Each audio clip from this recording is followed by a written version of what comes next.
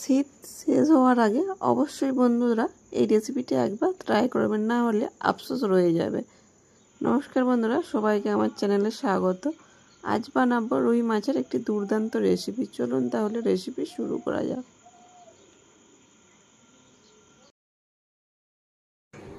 আজকে এই মাছের ঝালটি করার জন্য এখানে আমি 4 রিং মাছ নিয়ে নিয়েছি। আপনারা চাইলে যে কোনো পেটি কিংবা অন্যরকম চাকা করেও নিতে পারেন। এর মধ্যে দিয়ে দেব হলুদ গুঁড়ো, লবণ, একটু লঙ্কা গুঁড়ো।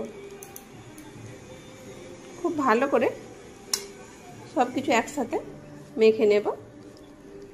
হলুদ গুঁড়ো, লঙ্কা গুঁড়ো, লবণটাকে মাছের সাথে খুব ভালোভাবে মেখে নিয়েছি। এবারে এটাকে 10 মিনিটের জন্য রেখে দেবো রেস্টে।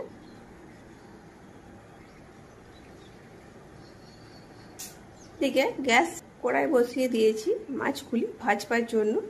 দিয়ে দেব মাছগুলি ভাজবার জন্য পরিমাণ মতো তেল।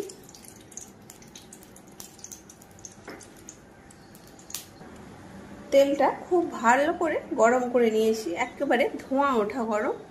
আর এদিকে মাছগুলো যে ম্যারিনেট করে রেখেছিলাম 10 মিনিট হয়ে গেছে। এবারে এই তেলের মধ্যে দিয়ে ভেজে নেব।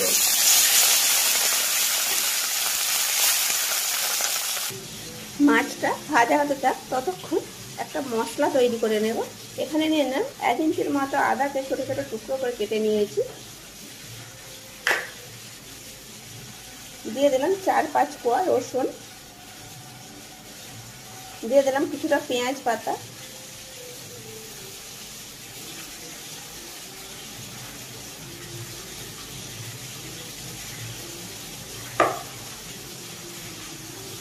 এখানে বেশ কিছুটা ধনে পাতাকে আমি কেটে জলের মধ্যে ধুয়ে নিয়েছি। এর মধ্যে দিয়েছি 2 টুকরো নারকেল। আমার হাতের কাছে নারকেল ছিল তাই আমি দিয়েছি। এখানে 2 টুকরো নারকেল, আমার হাতের কাছে নারকেল ছিল তাই দিয়েছি।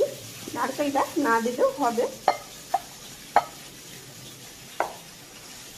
এবারে ধনে পাতাটাকে ভালো করে পরিষ্কার করে ধুয়ে এই মিক্সির জারের মধ্যে দিয়ে দেব। বেশ খানিকটা বলতে 1 মুঠো ঠিক ভর্তি করে দিয়েছি।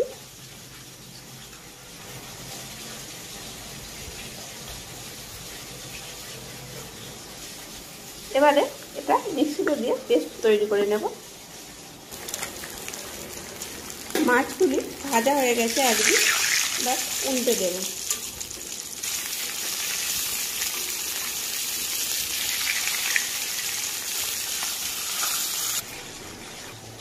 এদিকে মশলাটাকেও পেস্ট করে নিয়েছি।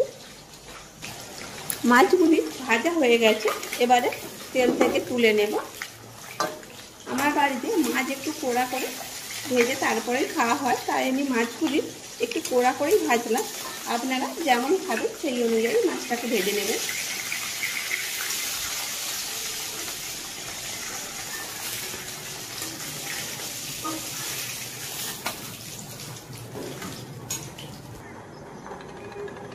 মাছগুলি ভেজে তুলে নিয়েছি। কিছুটা তেল আমি কমিয়ে নিয়েছি, এতটা তেল লাগবে না। এবারে এই তেলের মধ্যে যে মশলাটিকে পেস্ট করে রেখেছিলাম এটিকে দিয়ে দেব।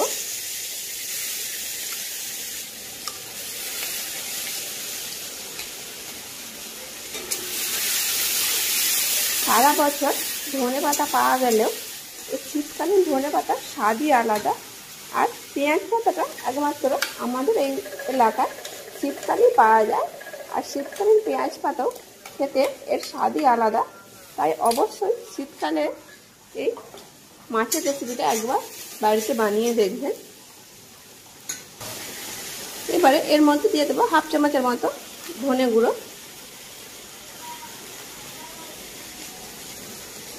1/2 চামচের মতো জিরে গুঁড়ো, দিয়ে দেব অল্প একটু লঙ্কার গুঁড়ো। আমি যখন ধনে পাতা, আদা, রসুনটা পেস্ট করেছিলাম তার সাথে 4-5টি কাঁচা লঙ্কা দিয়েছিলাম, যেটি দেখানো হয়নি, সেই জন্যই আমি লঙ্কা গুঁড়োটা কম পরিমাণে ব্যবহার করেছি। দিয়ে দেব অল্প একটু হলুদ গুঁড়োটা একেবারেই কম দিলাম। দিয়ে দেব লবণ। এবার খুব ভালো করে কষিয়ে নেব মশলাটাকে, যাতে আদা রসুনের কাঁচা গন্ধটা চলে যায়।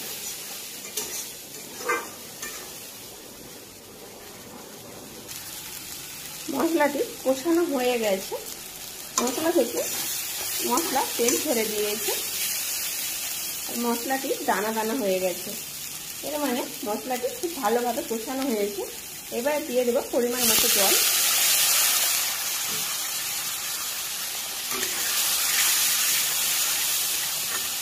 এবার মিক্সারের জারটা দিয়ে জল দিয়ে দিলাম কিছুটা।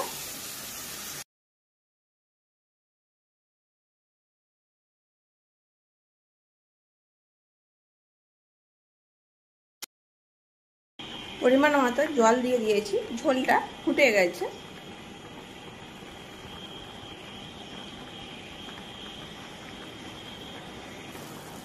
এবার এই ফুটন্ত জলের মধ্যে মাছগুলি দিয়ে দেব।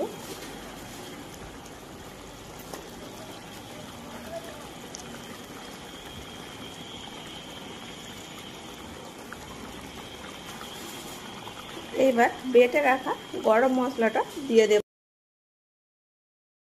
আপনারা চাইলে বাজারের কেনা গুঁড়ো মশলা কিংবা বাড়িতে তৈরি গুঁড়ো মশলা ব্যবহার করতে পারেন।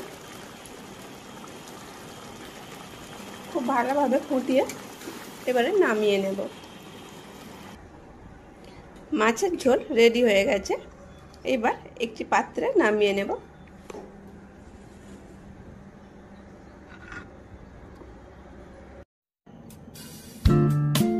রেডি হয়ে গেছে মাছের ঝোল। দেখুন বন্ধুরা, দেখতে কতটা সুন্দর হয়েছে, খেতেও অসাধারণ। অবশ্যই শীতকালে এই রেসিপিটি একবার ট্রাই করবেন। গরম গরম ভাতের সঙ্গে এইরকম মাছের ঝোল হলে, গরম গরম ভাতের সাথে এইরকম মাছের ঝোল হলে বাঙালির আর কিছুই চাই না। ভালো লাগলে লাইক, শেয়ার আর সাবস্ক্রাইব করে দেবেন।